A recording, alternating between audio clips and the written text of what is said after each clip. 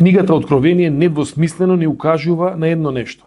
Дека овој живот е далеко од рај и дека сите оние кои што веруваат во Бога, сите оние кои што се следбеници на Христос, низ овој земен живот, ќе доживеат маки, страдања, болести и смрт. И всушност повикот на книгата Откровение на Свети Јован Богослов не е прочитате оваа книга и ќе имате решение на вашите проблеми, туку повик јас и ти да се насочи, да го сватиме тоа што ни го зборува Јован, дека животот е предизвик и да се подготвиме за таквиот предизвик најдобро што можеме, да бидеме следбеници на Христос, кои што ќе продолжат со подвигот кој што тој сам го иницираше.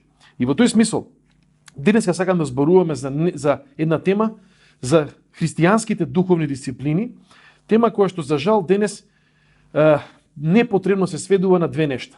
Од една страна, ние оваквите христијански духовни дисциплини можеме да ги подразбереме како пракса само на некаква духовна елита и најчесто тука се смета дека тоа се монасите, дали се тоа римокатолички или православни монаси или пак во протестантската традиција контемплативни пастори. Значи тоа се само за одреден број на луѓе кои што живеат на таков начин, многу посветени, со голема вера, и ние другите кои што живееме во град и кои што се бориме да најдеме паркинг место и кои што свириме у сообраќај и кои што се нервираме на работа и кои што се јадосуваме зашто се уште нема вакцини во нашава држава, ние сме во некаква друга категорија. Она што сакам да ви кажам денеска е следново, дека христијанските духовни дисциплини, и денеска нема да ги именувам, некаде се спомнуваат 10, некаде 12, некаде повеќе од тоа, сметам дека бројката е секундарна, се исклучително важни за мене и за тебе. И денеска сакам да зборувам за нешто кое што искрено не сум го среќавал многу во книгите кои што зборуваат за молитва, кои што зборуваат за пост, кои што зборуваат за некои други работи.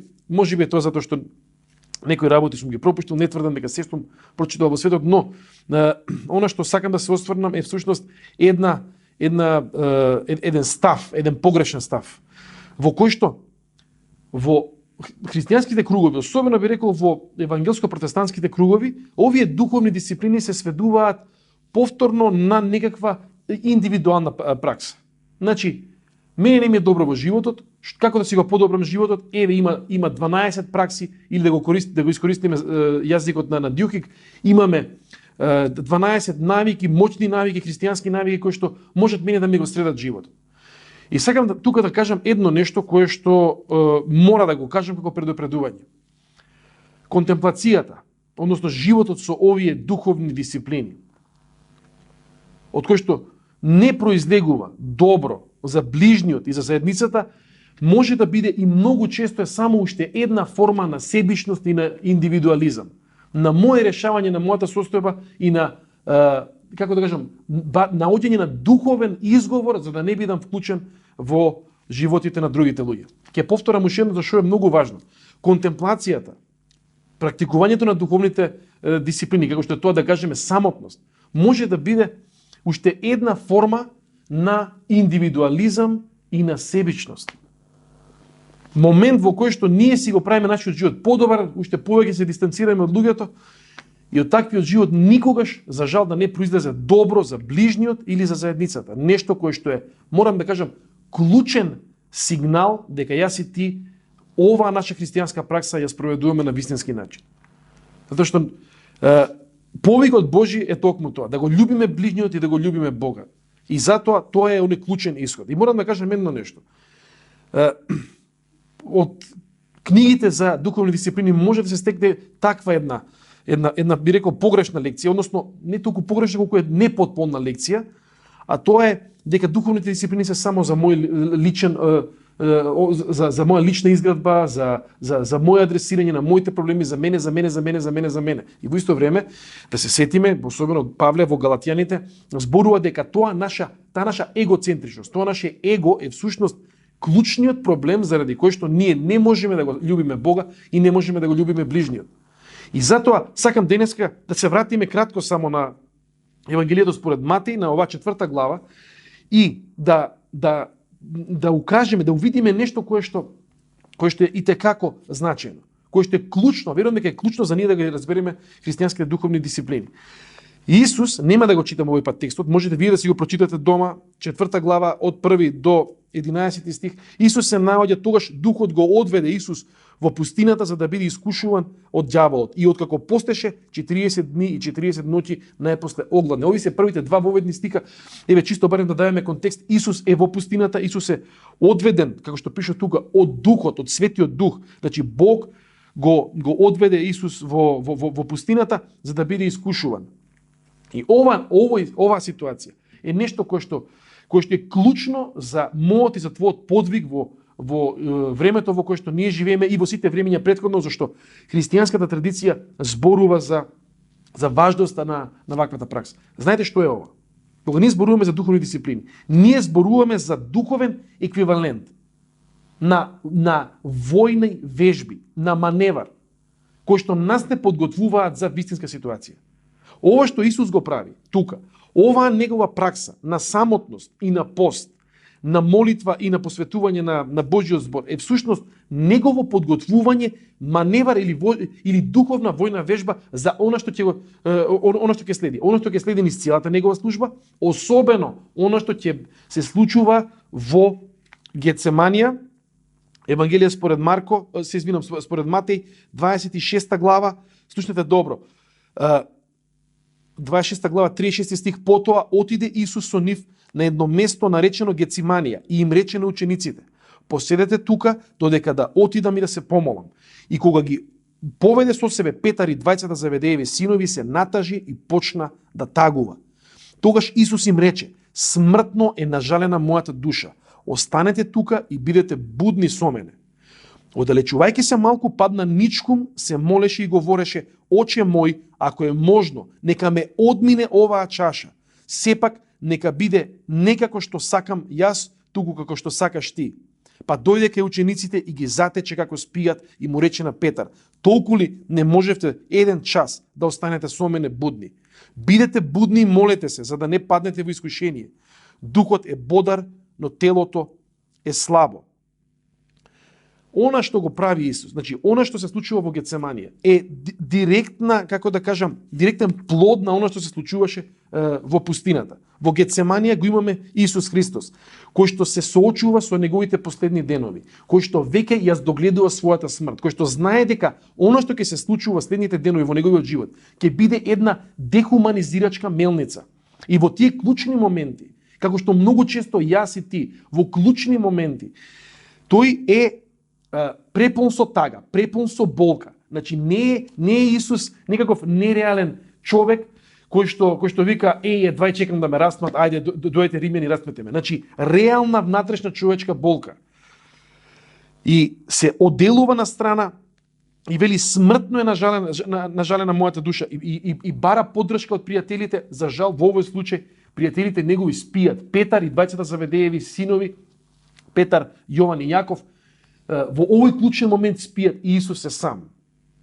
И знаете што ќе ви кажам? Ако Исус не беше навикнат на самотност, како што тоа ни го сведочи оваа 4 глава во Матеј, ако не беше навикнат на молитва, во клучни моменти да се моли и да бара Божјо водство во неговиот живот, ако не беше навикнат да ја спроведува Божјата волја, што значи да го знае, да знае Божјата волја, да знае содржината на Божјата објава, на Библијата, на Светото писмо, тој ќе имаше многу помали шанси да ја спроведе Божјата волја. И токму затоа Исус во оваа 4 глава не е ова само беше во пустина и дојде ѓаволот и почна да го искушува. Ова во 4 глава е суштинскиот момент во кој што Исус се подготвува.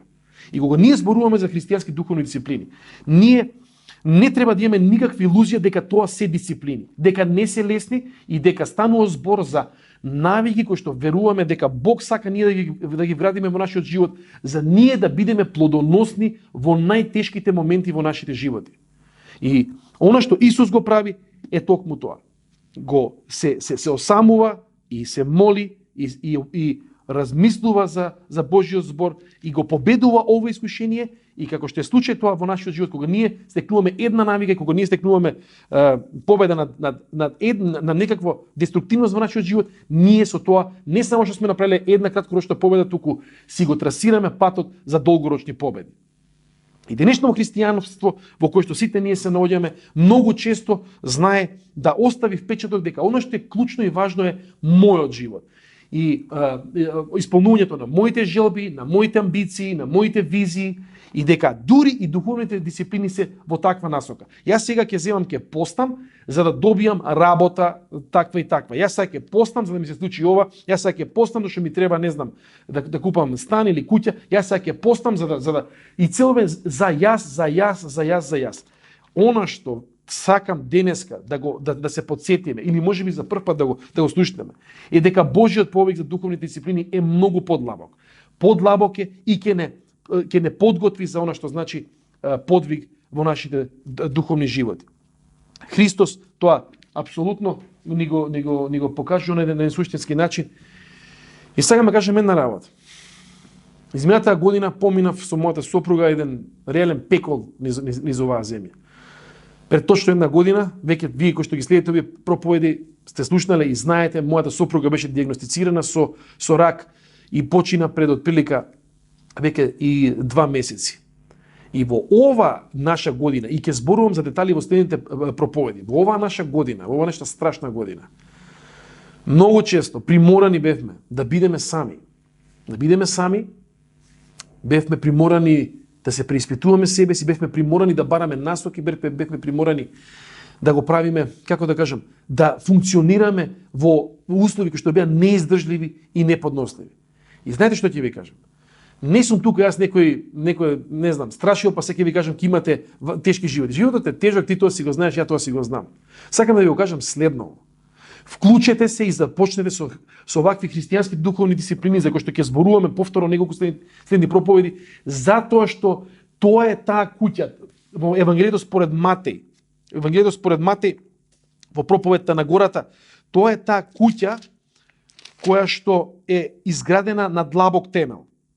Тоа е таа куќа за која што Исус во 7 глава 24 стих, тоа е таа проповед на гората, вели вака: и така секој што ги слуша и ги исполнува овие мои зборови ќе биде како мудар човек кој изградил куќа на камен, што значи длабоко ја вкопал, се измачил, копал, стигнал до она тврда почва до здравица и таму ги поставил темелите. И заврна дожд, и надојдоа реки, и дувнаа ветрови, и навалија на таа куќа, но таа не падна зашто беше изградена на камен.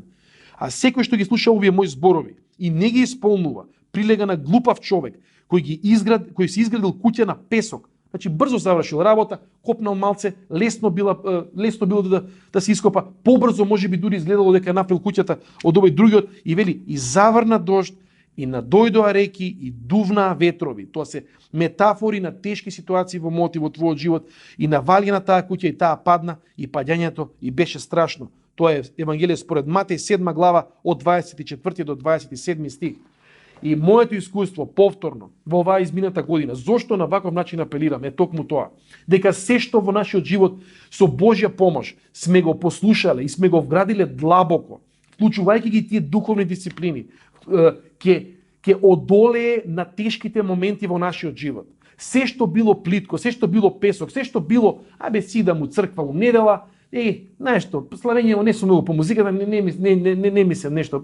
Проповед како и секогаш, досад, не знам, ќе ме фати тахикардија. Секој кој што не се обидува тие ресурси да ги земи и да ги прифати во својот живот. Секој што си вика, денеска не можам да читам Библија, превише сум зафатен, денеска не можам да се молам, имам толку многу работа, постот ми е све фино и добро, ама баш сега некако периодов си имам апетит. Значи сите тие наши изговори, верувајте ми, во клучни моменти, кога ќе се побара наше функционирање на ниво на подвиг. Ако тоа не било дел нашите животи, ќе го снема. Како куќа изградена на песок, значи едноставно ќе го снема. И тоа што јас го увидов во мојот живот е токму тоа. Таму кај што сум копал длабоко, тие нешта ме држеа и Бог во тие контексти продолжуваше да ме води и да ме употребува. Таму кај што сум копал плитко, тоа го снемува во првиот ден на кризата. Не само што го снемува, туку затоа што ти немаш тогаш време да посебно проучуваш што да правам во време на криза, туку едноставно функционираш од ден за ден и ја адресираш кризата, тие работи не знаеш дека постојат. И верувам дека она што Христос ни го остави како пример и во оваа 4 глава, значи во самото искушение, во самата негова практика на овие духовни христијански дисциплини. И од друга страна, потсетувањето во оваа 7 глава, значи, на крајот на проповедта на гората, дека е многу битно не само да читаме и да слушаме, туку реално да го живееме тоа. Тие нешта мене и тебе ќе не доведат во ситуација повторно по Божја милост и со Божја сила да поминеме низ овој живот и бурите, ветриштата, дождовите да не отрнат, да не отклонат од нашиот пат до вечноста. Затоа што овој живот е патешествие. Патешествие по трнлив, по тесен пат, како што го именува Исус. И мојата и твојата сериозност, во однос на тоа што Христос нас ни го дава, во однос на сите тие негови совети и упатства, во однос на неговиот начин на живот. Нашиот однос. Дали ние копаме длабоко или се задржуваме само некој песок и ништо не правиме, ќе бидат клучни за тоа каков исход има нашиот живот. А Бог сака, јас и ти, да ги земеме овие духовни дисциплини, да ги земеме овие духовни ресурси, како што е постот, како што е самотноста, како што е молитвата, како што е едноставноста, како што е помошта на ближниот во онаа хуманитарна практична смисла. И со самото тоа, ние да бидеме спремни да одиме напред и со нас да бидеме спремни да поведеме луѓе, да одиме заедно со луѓе, да бидеме ние извор на поддршка, извор на оно што Библијата суштински го нарекува како благослов, за сите ние еден ден да бидеме во Божјото царство, во небесното царство, каде што е Исус Христос и каде што Тој сака сите ние заедно да бидеме.